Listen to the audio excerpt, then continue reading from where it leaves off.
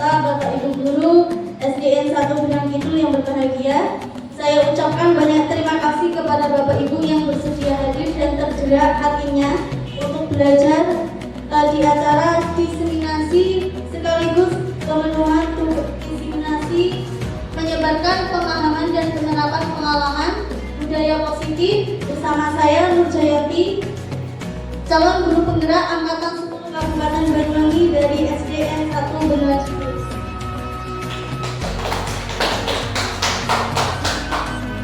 Sebelum kita memulai, marilah kita berdoa agar acara kita pada siang hari ini berjalan dengan lancar. Bismillahirrahmanirrahim. Baik Bapak Ibu, supaya tidak ngantuk, oke. Kalau misalkan saya bilang SDN 1 Benua Kidul luar biasa. SDN 1 Benua Kidul luar biasa. Oke, baik Bapak Ibu, untuk menyingkat waktu, sebelumnya saya akan bertanya dulu sebagai pertanyaan otomatis. Ada yang tahu itu apa budaya positif? Budaya positif apa, Pak Budi? Mungkin Ibu? Budaya positif itu adalah suatu kegiatan yang mengarah ke hal-hal yang positif. Contohnya mendisiplinkan anak untuk tidak berkata pelanggan. Itu budaya yang positif. Mengajarkan anak untuk membuang sampah pada tempatnya, untuk selalu mengerjakan tugas rumahnya. Itu budaya yang positif. Terima kasih Ibu untuk tanggapannya luar biasa sekali. Ya, jadi benar sekali, jadi budaya positif itu artinya perilaku yang mengarah dalam hal kebaikan, yang nantinya ditumbuhkan untuk menumbuhkan karakter baik pada peserta didik kita.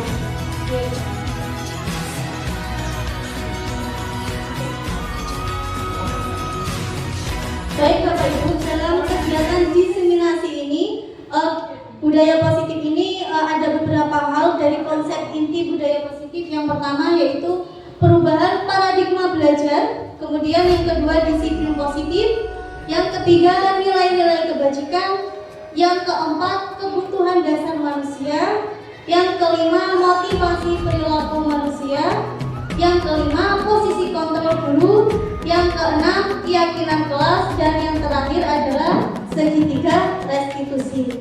Jadi ini yang akan kita bahas pada siang hari ini Bapak Ibu. Semoga tetap semangat ya.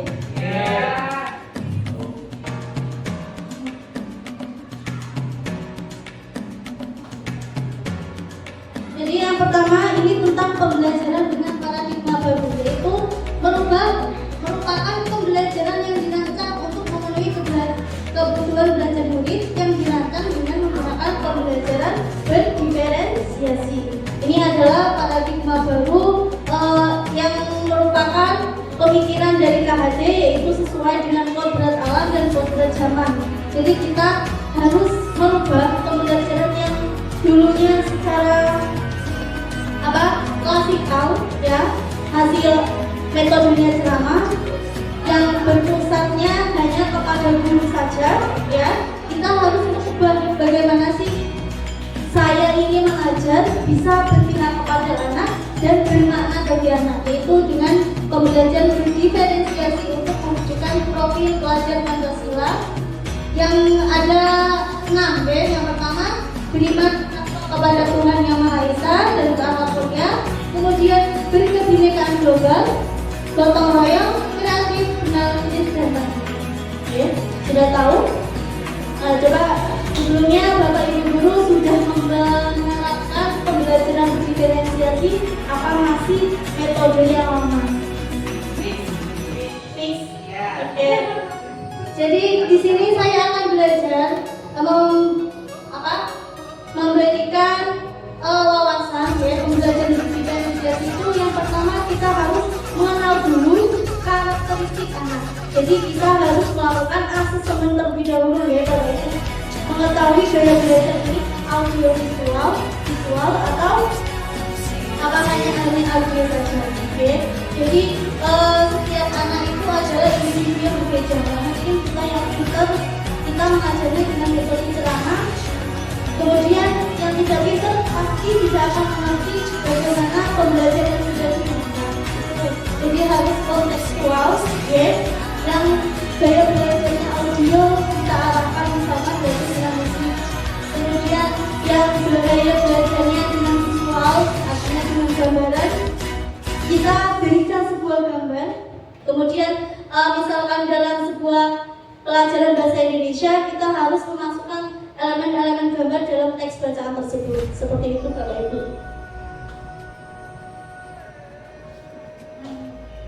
Kemudian yang selanjutnya adalah miskonsepsi tentang teori kontrol. Jadi miskonsepsi itu artinya anggapan kita.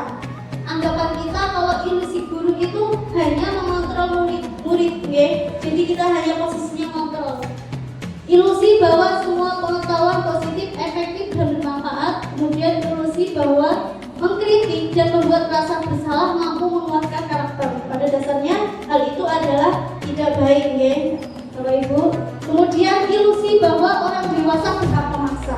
Nah ini ya yang menjadi momok bagi kita semua sebagai seorang guru. Terkadang kita berpikir, oh saya ini loh orang tua, jadi anak yang lebih muda harus menuruti. Itu konsepsi tentang teori kontrol.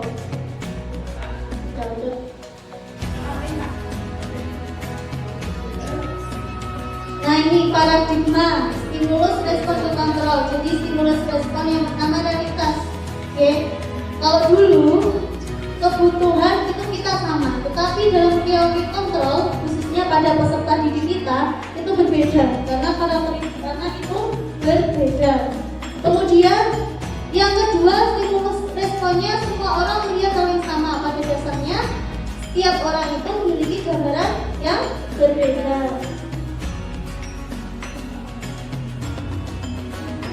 Kemudian selanjutnya Bapak Ibu, stimulus respon yang ketiga yaitu kita mencoba mengubah orang agar berpandangan sama dengan kita. Yang seharusnya dalam pemikiran kita itu yaitu berusaha memahami pandangan orang lain tentang dunia. Jadi harus menyeluruh, ya, bukan hanya satu pandangan saja. Kita harus tahu alasan di belakang orang itu melakukan kesalahan itu apa penyebabnya. Seperti itu. Kemudian stimulus respon, perilaku buruk dilihat sebagai suatu kesalahan. Nah, teori kontrolnya, jadi tidak semua perilaku itu memiliki tujuan, ya. Jadi orang berbuat salah itu nggak mungkin dia semuanya salah. Oke. Kemudian orang lain bisa mengontrol saya. Teori kontrolnya hanya Anda yang bisa mengontrol diri sendiri. Jadi orang lain tidak bisa membuat kita, oh kamu harus seperti ini. Jadi yang merubah diri kita adalah diri kita sendiri. Kemudian yang selanjutnya stimulus responnya saya bisa mengontrol orang lain. Seharusnya Anda tidak bisa mengontrol orang lain. Itu yang harus kita rubah. Kemudian pemaksaan ada pada saat rujukan gagal. Yang seharusnya kita lakukan adalah mengkolaborasikan dan menciptakan pilihan-pilihan baru. Yang terakhir adalah model lama yang berpikir menang atau kalah. Jadi kita harus punya visi, ya, visi kedepannya saya harus menang dan tidak boleh kalah. Intinya kita harus melakukan hal yang lebih baik lagi dan lebih baik lagi. Seperti itu Bapak Ibu.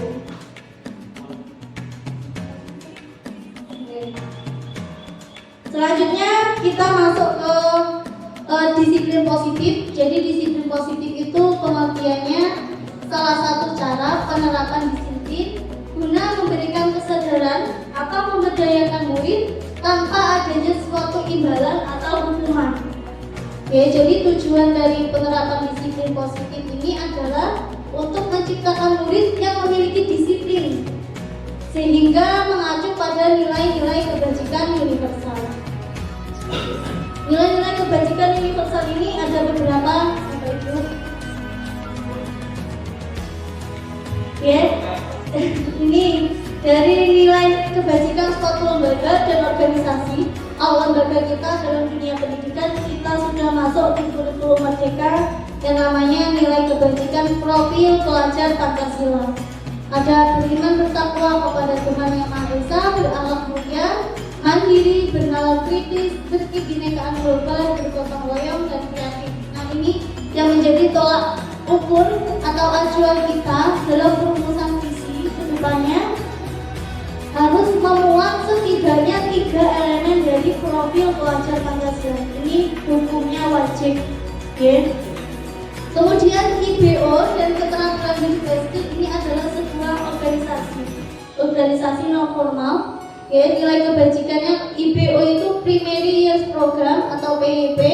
Itu ada toleransi, empati, rasa hormat, keingin-tahuan, integritas, kreativitas, mandiri, kerjasama, menghargai, percaya diri, antusias, dan komitmen.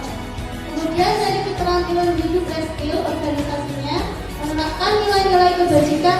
Yang pertama, dapat dipercaya. Kemudian lurus hati, pendengar yang aktif, tidak merendahkan orang lain, dan memberikan yang terbaik dari diri. Kalau sampai sini nilai kebajikannya sudah memahami, apa ada yang belum seasing mendengarnya Bapak Ibu?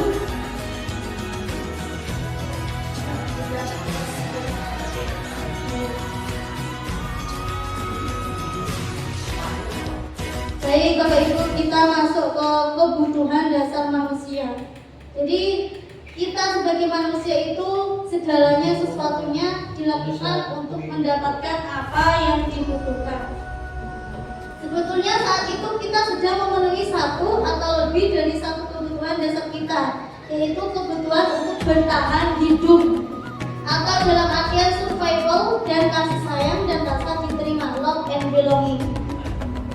Kebebasan atau freedom, kesenangan, fun, dan penguasaan atau power.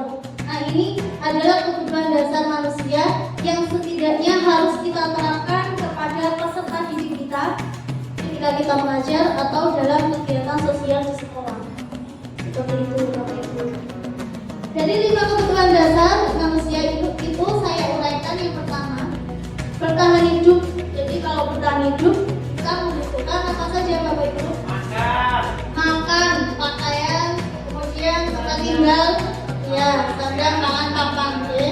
Pendidikan dan kesehatan. Kemudian nomor 2, kasih sayang dan rasa yang diterima. Ya. Dalam artian itu contohnya rasa diterima, diberikan, berbagi, kerjasama, dan menjadi bagian kelompok. Yang ketiga, penguasaan. Penguasaan di sini artinya sebenarnya harga diri. Jadi kita harus, meskipun sebagai seorang guru harus menghamba kepada anak, itu teorinya belajar di Wondoro. Bukan berarti kita itu bisa direndahkan anak-anak, bukan begitu. Artinya kita harus punya harga diri juga. Kemudian keinginan untuk dianggap, memimpin, berprestasi, diakui, dan diterima. Kemudian yang keempat, kebutuhan dasar manusianya kebebasan. Contoh dalam kebebasan ini mandiri. Mandiri memiliki pilihan, mencoba hal baru, mampu mengendalikan arah dirinya. Yang terakhir adalah kesenangan. Kesenangan di sini contohnya yang paling pokok yaitu bermain. Itu adalah dunia anak-anak, ya. Kemudian humor, antusiasme, dan ketawa. Baik Bapak Ibu, dari 5 kebutuhan dasar ini sudah memahami.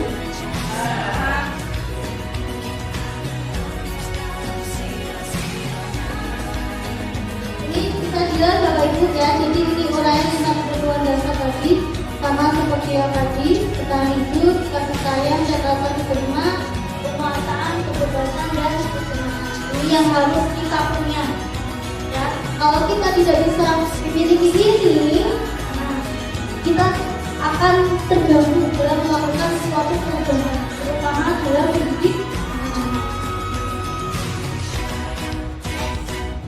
Nah, selanjutnya motivasi perilaku manusia. Jadi ada beberapa motivasi, yaitu dari ekstrinsik dan intrinsik. Nah, contoh dari motivasi ekstrinsik itu untuk menghindari ketidaknyamanan atau hukuman. Kemudian motivasi ekstrinsiknya untuk mendapatkan imbalan dan penghargaan orang lain. Ya, jadi intrinsik itu ada ketidaknyamanan untuk menerima hukuman dan ingin mendapatkan penghargaan dari orang lain.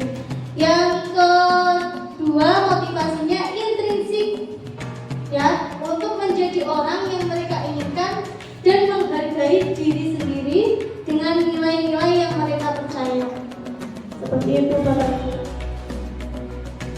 Selanjutnya,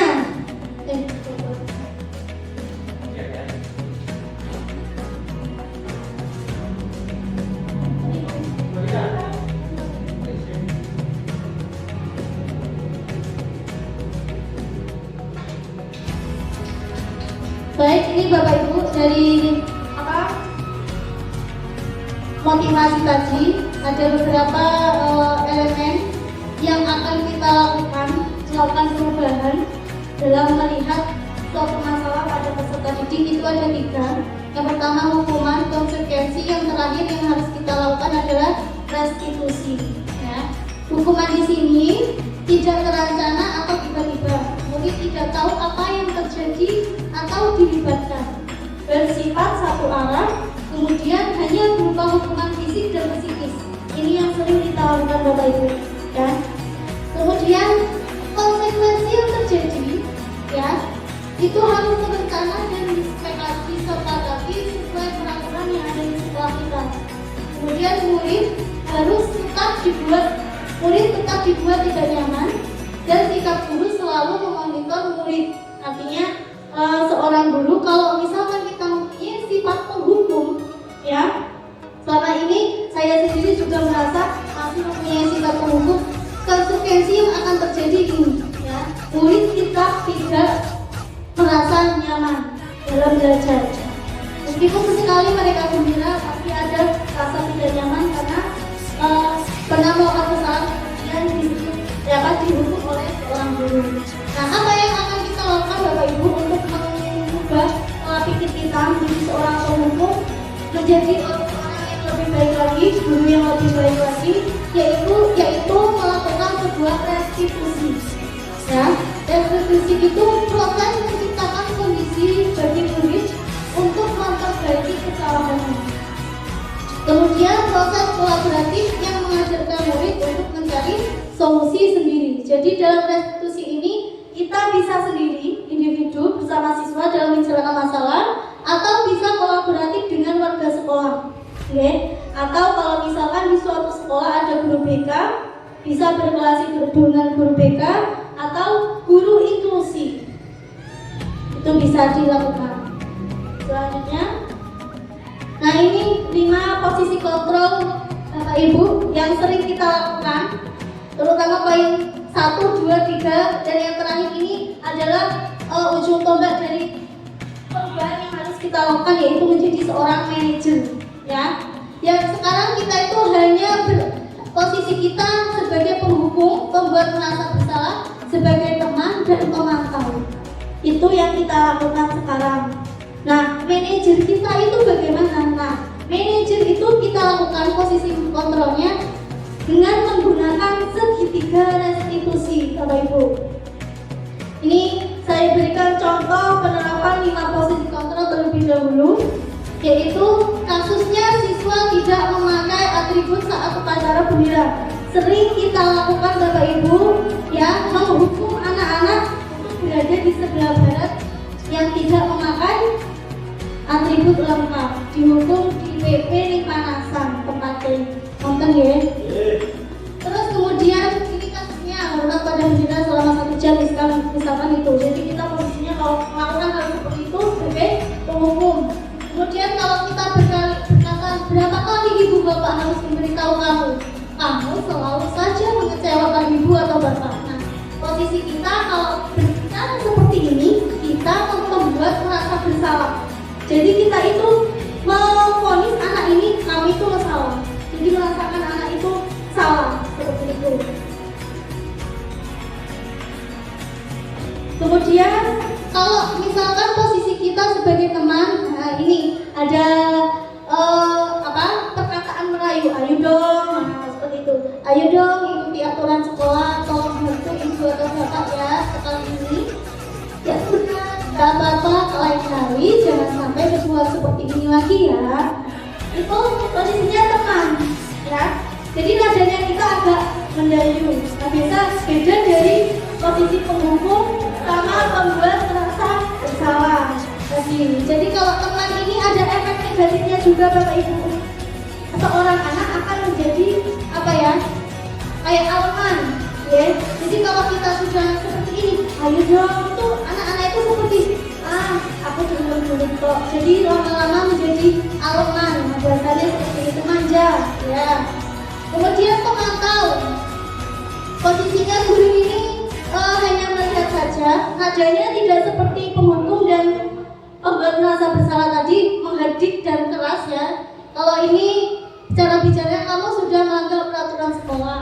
Kamu tahu konsekuensinya. Setelah upacara, kamu beli atributnya ke koperasi dan jangan diulang lagi. Intinya ada sedikit memaksa, harus dituruti sekarang juga. Itu adalah posisi pemantau. Kemudian yang harus kita lakukan Bapak Ibu, kalau ada masalah siswa tidak memakai atribut saat upacara itu harus mengetahui dulu. Apa kamu tahu kesalahan kamu? Tanya dulu. Oke, saya di sini tidak menggurui tapi sama-sama belajar ya Bapak Ibu.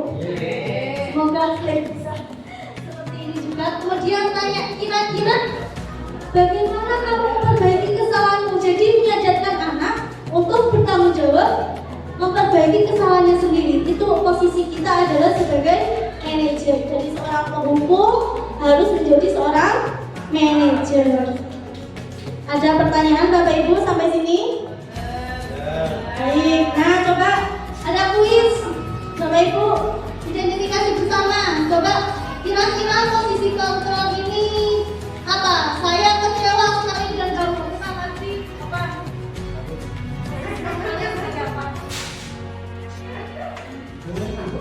Penghukum merasa bersalah, teman pemantau atau manajer.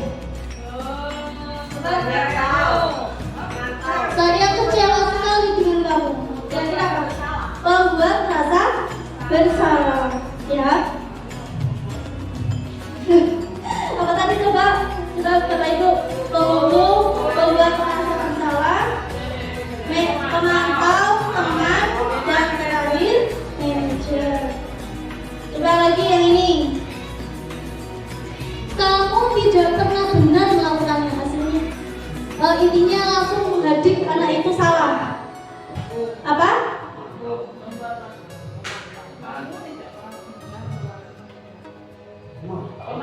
Pemantau. Apa? Ya, pemantau. Ya, benar sekali. Cerdas sekali. Kemudian yang ini, ayolah rapatkan diri Bapak Ibu ya.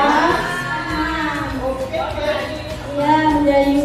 Kamu tidak pernah mendapat nilai jika tidak mengerjakan tugas. Nah, hukuman. Artinya ada hukuman kalau tidak mengerjakan tugas. Itu yang sering kita lakukan.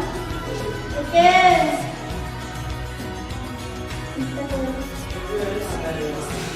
Nah, dari kasus-kasus tersebut Bapak Ibu, jadi sebelum kita melakukan sebuah restitusi seperti yang saya uraikan tadi, sebelum kita di awal pembelajaran yang baru, ya biasanya saya di awal semester itu membuat keyakinan kelas. Ya. Kenapa harus keyakinan kelas? Kenapa bukan peraturan kelas? Ada yang tahu Bapak Ibu? Iya. Kenapa harus keyakinan kelas? Kalau peraturan kan bersifat Memaksa. Oke, kalau keyakinan intinya memaksa, tetapi dalam penggunaannya ya itu harus mengarah ke hal positif. Jadi cara membuat keyakinan kelas itu yang pertama, Bapak Ibu, keyakinan kelas itu bersifat lebih abstrak ya. Maksudnya abstrak di sini kita tidak menjurus langsung, misalkan tidak boleh membuang sampah sembarangan. Kata tidak itu tidak boleh, harus dihapuskan dan diganti dengan pernyataan universal dan positif. Contohnya, jagalah kebersihan. Nah, seperti itu Bapak Ibu ya. Kemudian tidak boleh datang terlambat. Dengan keyakinan kelas harus bagaimana? Ayo. tepat waktu. Nah, jadi seperti itu. Jadi berubah dari negatif ke yang positif. Kalau tidak boleh itu peraturan masih. Oke. Kemudian yang keempat, tidak terlalu banyak sehingga mudah diingat. Ya tadi, jagalah kebersihan. Itu berarti masuk keyakinan kelas tentang kebersihan. Kemudian keyakinan kelas dapat diterapkan di lingkungan tersebut. Dan keenam, warga kelas ikut berkontribusi dalam pembuatan keyakinan kelas. Jadi semua guru juga ikut ya, dituangkan dalam sebuah sticky note seperti ini Bapak Ibu. Jadi di awal semester saya mesti buat yang namanya keyakinan kelas seperti itu. Kemudian yang nomor 7, bersedia meninjau kembali keyakinan dari waktu ke waktu. Jadi tidak di awal semester saja keyakinan kelas itu dibuat harus ini saja, enggak. Seperti visi, kalau visi 1 tahun harus berubah, ya harus diperbaiki, ya ditambahkan atau tetap seperti itu. Kemudian ini adalah beberapa contoh keyakinan kelas 5 ya. Kebersihan kelas, tanggung jawab bersama, saling menghargai. Maksudnya kalau misalkan di peraturan biasanya seperti itu. Kemudian hadir di kelas tepat waktu, aktif dalam kegiatan pembelajaran. Ini adalah contoh keyakinan kelas 5. Seperti itu Bapak Ibu. Nah inilah segitiga restitusi yang harus kita lakukan Bapak Ibu. Jadi pengertiannya segitiga restitusi itu adalah suatu proses dialog yang dijalankan untuk mendapatkan hasil murid yang mandiri dan bertanggung jawab. Jadi kalau murid itu buat salah, dia sendiri yang harus tanggung jawab dan mandiri menyelesaikannya. Cari tahu sendiri solusinya gimana. Ya, itu aja 3 tahapan Bapak Ibu. Yang pertama, menstabilkan identitas, validasi tindakan yang salah. Kemudian yang ketiga, menanyakan keyakinan. Nah, ini adalah contoh perkataan yang harusnya kita lakukan dalam menstabilkan identitas, misalkan bagian dari proses pembelajaran. Contohnya, berbuat salah itu wajar. Itu menstabilkan. Jadi yang pertama itu ketika anak melakukan kesalahan, itu kita harus mengatakan ini, oh iya, Bu Guru dulu juga berbuat kesalahan yang sama. Nah, jadi kita dulu mencontohkan kalau saya juga melakukan kesalahan. Kemudian tidak ada manusia yang sempurna. Ibu bapak juga pernah melakukan itu. Ibu atau bapak tidak mau mencari siapa yang salah, tapi ibu atau bapak ingin mencari solusi dari permasalahan ini. Kemudian yang terakhir, perkataan yang bisa diucapkan yaitu kamu berhak merasa begitu. Seperti itu contoh perkataan yang bisa diuraikan atau diucapkan. Kemudian validasi tindakan yang salah yang kedua. Setelah kita memberikan contoh, saya juga pernah salah seperti itu dulu. Kita yang harus kita ucapkan yang pertama yaitu di validasi tindakan itu kamu pasti punya alasan mengapa melakukan hal itu. Jadi tanya alasannya. Kamu kenapa kok bukan terlambat? Pasti punya alasan. Ditanya dulu ke mana. Kemudian padahal kamu bisa melakukan yang lebih baik dari ini ya. Kemudian kamu patut bangga karena telah melindungi sesuatu yang penting buatmu. Yang terakhir, kamu melakukannya karena mempertahankan sesuatu yang penting bagimu. Seperti itu. Yang terakhir, nah pentingnya kita membuat keyakinan kelas Bapak Ibu. Jadi kita ketika seorang anak itu melakukan kesalahan, kita acuannya di keyakinan kelas. Nah setelah melakukan validasi, menanyakan kepada anak-anak, apa keyakinan kelas kita yang sudah kamu langgar? Misalkan gitu. Kemudian nilai-nilai apa yang telah disepakati bersama teman kamu. Nilai-nilai itu maksudnya seperti apa keyakinan kelas itu tadi ya. Kemudian seperti apa gambaran sebuah kelas yang ideal menurut kamu. Dan yang terakhir, kamu ingin menjadi orang yang seperti apa. Itu adalah di tahap menanyakan keyakinan. Nah Bapak Ibu, ini adalah contoh penerapan segitiga restitusi yang saya lakukan kepada salah satu peserta didik. Baik, tadi yang dilihat harga datang terburu-buru, pasti terlambat ya? Iya, menurut kamu perbuatan harga tadi baik apa tidak? Ayo. Baik, di sini Bianti tidak akan menghakimi atau menghukum harga karena datang terlambat. Karena setiap manusia pasti punya kesalahan. Nah, begitu juga biar dulu waktu sekolah, waktu SD ya, juga sering datang terlambat. Nah, tapi guru mencoba memperbaiki agar tidak datang terlambat lagi. Nah, yang yakin pasti ada punya alasan kenapa sampai datang terlambat. Bagian alasan ya, kesalahan. Karena saya semalam nonton pertandingan sepak bola. Nonton pertandingan sepak bola, lalu jam berapa? Jam 2. Terus bangunnya terlambat. Seperti itu. Oke. Kira-kira keyakinan kelas apa yang sudah ada lampu?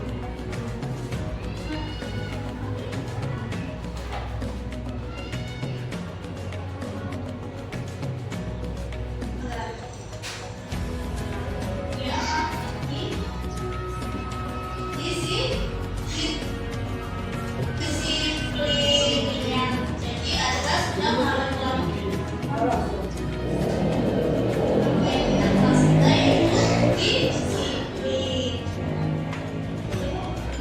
Nah, kira-kira sikap disiplin itu penting apa tidak bagi enggak penting? Kalau itu penting, kira-kira apa yang harus Anda lakukan ke depannya supaya tidak terlambat dan lagi datang ke sekolah? Gimana caranya? Tidak bergerak, kemudian kalau misalkan bangunnya supaya pagi, setel alarm ya atau ibu ya suruh membangun.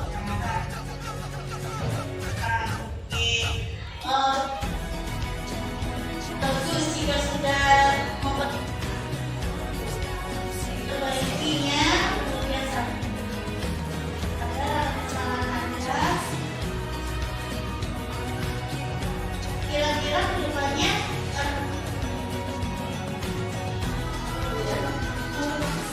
ini ingin menjadi anak yang seperti apa?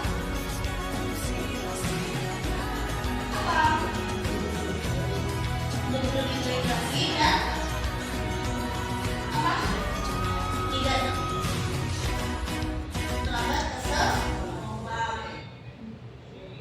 Bagus, kalau sudah tahu apa yang harus dilakukan, Anda mulai memperbaikinya mulai kapan? Mulai besok, oke. Jadi ya, mulai besok harus datang tepat waktu. Bagus kalau sudah tahu apa yang harus dilakukan. Sekarang Anda bisa kembali ke kelas dan bersiap-siap untuk mengikuti pembelajaran kelas. Terima kasih. Tetap semangat belajar dan jangan bergadang.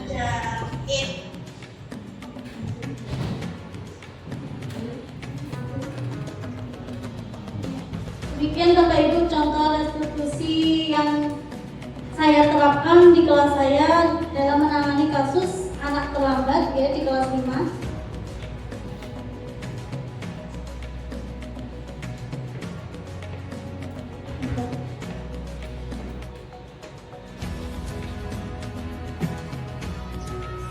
Oke, sampai sini Bapak Ibu ada gambaran bagaimana cara menerapkan restitusi kepada siswa. Bapak Ibu sudah paham? Oke, baik. Di bagian penutup ini dalam penerapan program disiplin positif, kita sebagai guru hendaknya memiliki standar kepribadian profesional dan sosial yang baik, di mana guru dapat melakukan sebuah refleksi dalam posisi kontrol, ya, posisi kontrol tadi sebagai seorang manajer, ya, sebagaimana perjalanan dirinya sebagai among atau manajer yang dapat menuntun para murid menjadi insan yang mandiri, merdeka dan bertanggung jawab. Baik Bapak Ibu guru, demikian sekian materi yang bisa saya paparkan terkait budaya positif. Semoga kedepannya kita semua menjadi seorang guru yang memposisikan kita sebagai seorang manajer untuk membawa perubahan yang lebih baik bagi sekolah dan penumbuhan karakter yang baik bagi peserta didik kita. Terima kasih Bapak Ibu Guru atas kesediaannya dan semangatnya dalam pemahaman dan penyebaran budaya positif ini. Semoga bisa tertanam di sekolah kita. Oke. Sekian dari saya. Wabillahi taufiq wal hidayah. Wassalamualaikum warahmatullahi wabarakatuh. Waalaikumsalam.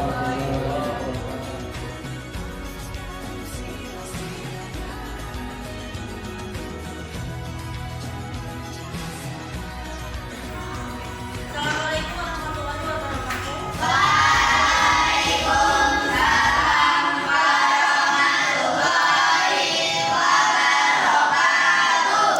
Baik anak-anak, kita hari ini kegiatannya membuat keyakinan kelas. Masih ingat apa itu keyakinan kelas? Ada yang ingat anak-anak?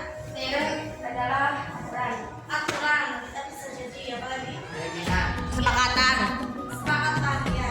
Jadi keyakinan kelas itu mirip-mirip dengan peraturan ya. Peraturan kelas, dan peraturan sekolah, atau tertib sekolah dan kemudian anak. Tetapi dalam keyakinan kelas ini ingin menumbuhkan dalam diri kalian sendiri nilai-nilai yang ada di diri kalian sendiri sehingga kalian bisa bertanggung jawab ya, tanggung jawab atas semuanya yang kamu buat nanti di keyakinan kelas. Jadi keyakinan kelas itu kalau peraturan itu kan biasanya bunyi dilarang membuang sampah sembarangan ya. Kalau keyakinan kelas kita harus berubah dalam kalimat positif. Bagaimana caranya? Buanglah sampah pada tempatnya atau seperti jagalah kebersihan ya. Terus lagi misalkan dalam ulangan ya, tidak boleh mencontek. Kata tidak itu kan di mana peraturannya, tidak boleh mencontek, itu namanya peraturan. Kalau dalam keyakinan kelas yang akan kita buat dirubah, kira-kira bagaimana kata positifnya? Tidak perlu mencontek, berarti harus bagaimana? Jujur. Berarti nanti keyakinan kelasnya adalah jujur. Jujur dalam belajar. Aman anak? Sekarang guru sudah membagikan kalian kertas post-it, itu namanya kertas post-it.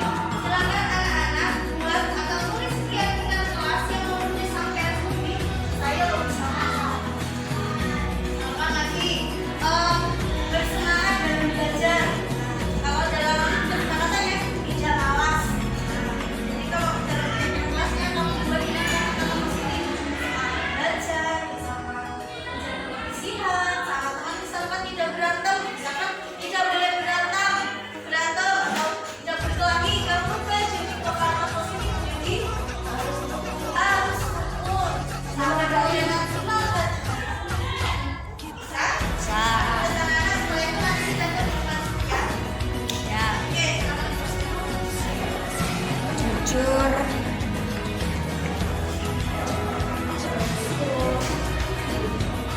Berapa satu? Terserah kamu. Satu boleh.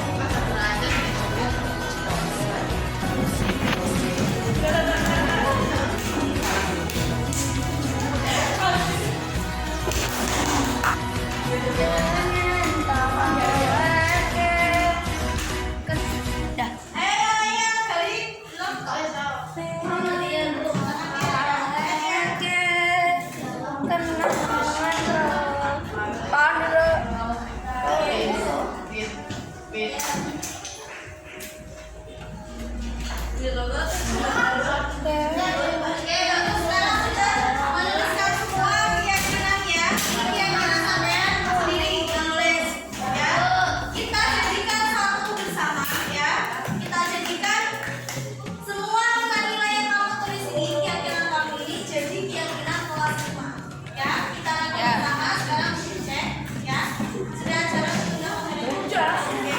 Yang pertama ini, buku jangan berkelahi. Ada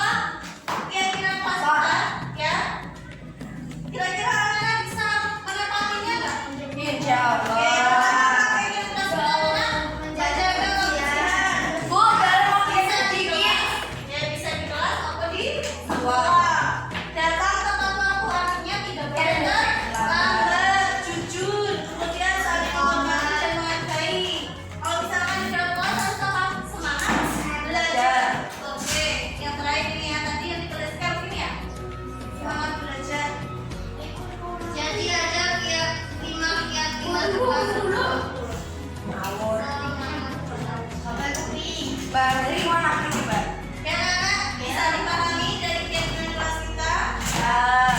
Oke, bisa menjalankan?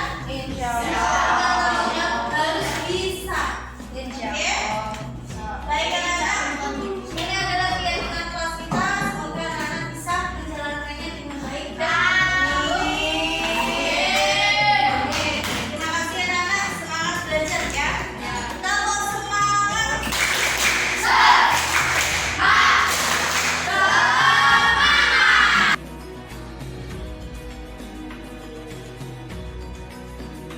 Assalamualaikum warahmatullahi wabarakatuh. Perkenalkan nama saya Aji Teguh Prasetyo.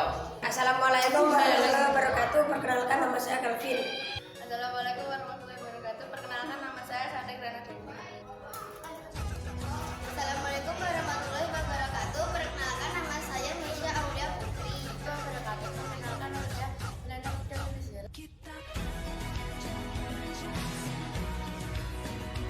Yakin pasti bisa. Senang. Yakin pasti bisa. Yakin dan senang. Semangat semuanya.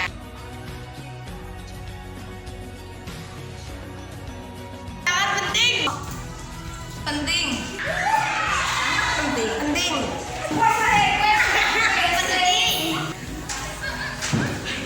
Sangat penting.